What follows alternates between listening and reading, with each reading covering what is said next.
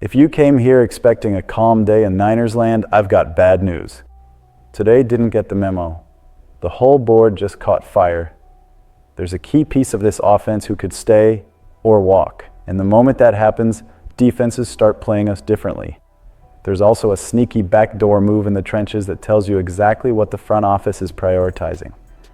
Then you've got a goodbye that a lot of people didn't want to say out loud, but it's sitting right in front of us now. And there's a name in that quarterback room that could get the league's attention even if everything feels stable on the surface. You're not going to believe what we've got. So settle in, hit the like button, and let's get into it. Which one of those hints has you the most uneasy right now? You know the kind of move that looks clean on paper, but ends up deciding how teams defend you for an entire season? That's where we're living. This isn't just a receiver catching passes, it's identity. It's having a guy who, when the game tightens up and Levi's Stadium is holding its breath, becomes the escape hatch. And what came out of Santa Clara is pretty clear. The Niners don't want to roll into 2026 staring at a hole in the one spot that can stretch the field and keep the whole offense honest. And here's the twist. There's a very specific name at the center of that decision. And it's not even the one everyone's been arguing about for months. San Francisco has plenty to fix heading into this offseason, but very few questions loom bigger than what the wide receiver room is going to look like in 2026. The picture gets heavier because the Niners are essentially guaranteed to part ways with Brandon Aiyuk at some point over the next few months. And if that's the direction, the only established wideouts under contract for the upcoming year are Ricky Pearsall and Demarcus Robinson, two guys who didn't come close to locking down true WR1 status over the course of 2025. Sure, you can pivot to April's NFL draft and go hunting for answers, but counting on rookies to solve everything is living on the edge. Not every talented rookie hits right away in this league, and this offense doesn't have unlimited room for mistakes. That's why the obvious move is keeping one of your own. And this isn't just fan hope floating around. John Lynch put it on the table himself. Standing next to Kyle Shanahan at the end-of-year press conference, Lynch made a point to talk about Jennings, who's a pending free agent, and who asked for an extension last offseason, but ended up with an incentive-laden rewrite instead. Lynch praised how Jennings plays, how he doesn't shy away from being that agitator, and then he said the part that matters most. They'd love to have him back, and they're going to work to make it happen. Now, think about what that means. Lynch didn't go into that kind of detail about other free agents. That's why this feels like a clear signal that Jennings is near the top of their re-sign priority list, especially with the Aiyuk situation and what we saw from Pearsall and Robinson. But the tension is real. Jennings could absolutely chase a bigger deal on the open market, and that can price him out of the Niners' comfort zone. Still, at least from the way Lynch framed it, San Francisco is going to do what it can to make sure one of its better all-around offensive weapons doesn't walk out the building heading into 2026. And while everyone's debating who's catching passes, the front office made another move. Quiet, low headline, but it comes with a message. Protection matters. The trenches matter. Because none of this works if the pocket turns into quicksand. The 49ers added offensive line depth by signing Zachary Thomas to a reserve future contract. And before anyone shrugs and says, that's just a camp body, let me be clear. Guys like this don't show up without a reason. Thomas isn't some mystery rookie. He's been around.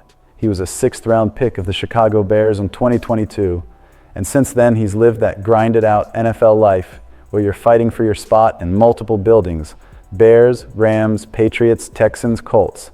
That kind of experience matters when you're trying to stack competent depth. During the 2025 season, Thomas joined the Texans practice squad on December 16th, then was released on December 30th. That's how fast the league flips on you. 1 minute you're depth, next minute you're hunting for another opportunity. Now he's in Santa Clara at 27 years old, right in his physical prime, bringing real pro mileage, and that mentality that nothing is promised. And the profile fits what you want up front. 6'5", 308, that's an NFL body. That's someone you can develop and trust to compete. His college background shows durability too. San Diego State from 2016 to 2021, 49 games played, 31 starts. That's real time on task. These are the kinds of signings that don't win a headline war, but they can absolutely save you when injuries hit. and you're staring at a 3rd and long in December with your season hanging in the balance. But while the faithful is still debating pay Jennings or let him test the market, the most emotional piece of the day landed like a weight. A goodbye. Not the kind with a tribute video and a clean ending, more like the kind you didn't want to admit was coming until you had to. Speculation has surrounded Brandon Aiyuk's future for months, and on Wednesday, John Lynch basically confirmed what a lot of people expected. Aiyuk has likely played his final snap in red and gold. Lynch said the plan for the transaction will come in due time, but he added that it's safe to say Aiyuk has played his last snap with the Niners. He called it unfortunate, something that went awry, and admitted he'll look long and hard at what could have been done differently. But sometimes it just doesn't work out. And what makes this story heavier is the context. Aiyuk didn't return this season after suffering ACL and MCL injuries in 2024.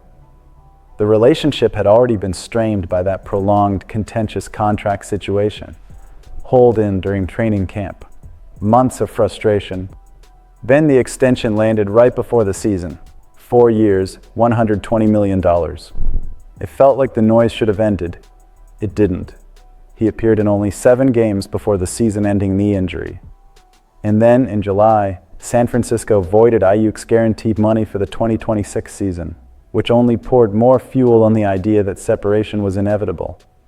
The situation got even more strained with the reports that Aiyuk failed to participate in team-directed rehab and meetings. Communication became limited.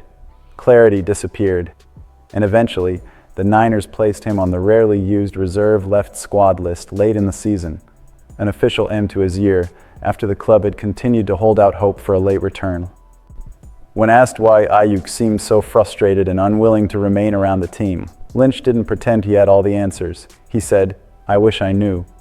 Shanahan echoed that confusion, explaining that communication existed at one point, and then stopped without explanation. He said he's never seen anything like it in 22 years of coaching. That's not a throwaway line. At some point, you have to move forward. Talent matters, but chemistry matters too. The locker room matters. And once you accept that chapter is closing, you start seeing why the other conversations today carry so much weight, especially the one involving the position that can make or break your entire season. Because even with Brock Purdy as the face of this offense, the name that started floating in the background is Mac Jones. Not because the Niners are trying to stir up drama, but because what he did in 2025 changed how the league looks at him. Mac Jones is under contract for the 2026 season. Still, after the role he played while Purdy was dealing with a turf toe injury, it's natural for people to wonder if a quarterback-needy team would try to pursue him in a trade. And he didn't just fill in either, he steadied the ship. He started 8 games with 5-3, threw for 2,151 yards with 13 touchdowns and 6 interceptions. It wasn't flashy, it was functional. It kept the season alive during a critical stretch. So when Shanahan and Lynch addressed it Wednesday at the end-of-season press conference, the message was direct. Shanahan said they'll always listen to trade offers about any player, even including himself and Lynch. But he also made it clear they're not in the business of getting rid of good players, and he'd be very surprised if Mac wasn't around next year. Then Lynch doubled down in a way that's going to stick with fans. He praised Mac's play, but more than that, he talked about what Mac did to the room. He said Mac made the place better. He called his attitude infectious. He said it affected everybody, especially that quarterback room, and even pointed out that Brock would tell you Mac helped to make him a better player. And the biggest thing, when the Niners needed him early, he went in and won football games. That matters. In a league where one bad month can knock you out of the playoff push, having a reliable option behind your starter is a weapon. Could teams call and test the market? Sure, but the point they made is simple. San Francisco is a better football team with Mac Jones on the roster. So when you line all of this up, this is what it feels like. The Niners aren't frozen, they're recalibrating. Jennings could define the identity of the receiver room. That offensive line depth move hints at how serious they are about the trenches.